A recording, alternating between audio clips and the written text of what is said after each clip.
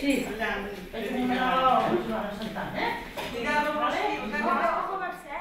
Bueno, estem aquí i fem una mica de recopilació del senyor Joan Maragall i del Ramon Llull. Una mica, que ja ho havíem fet, però bueno, són els llibres que em sembla a mi que us han agradat més. La vaca cega. Topant de cap en una aigua i altra soca, avançant d'esme pel camí de l'aigua, se'n ve la vaca tota sola, és cega. D'un cop de roc llançat amb massa traça, el batllet va buidar-li un ull i en l'altre se li ha posat un tel. La vaca és cega. L'autor parla de la ceguesa de l'animal d'una manera tràgica i trista, com si es tractés d'una persona cega.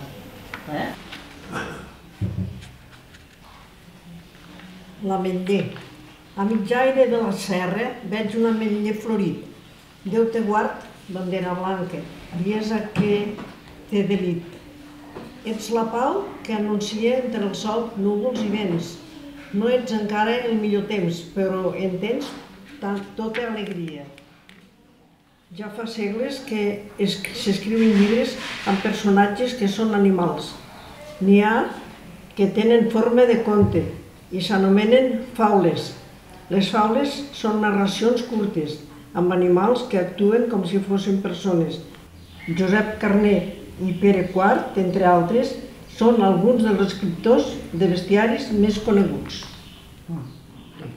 Es va començar fent això, aquests llibres, És que molt bé. Us sembla que es donin les mans per puntejar amb la sardana eixos turons com gegants de la terra catalana. Vull una volada d'ocells que canten de nit i dia, com rossinyols i passerells, és la vostra escolania. Sou el cim de Montserrat, dels catalans mirador, rosa d'abril que ha deixat a nostres mans el Senyor.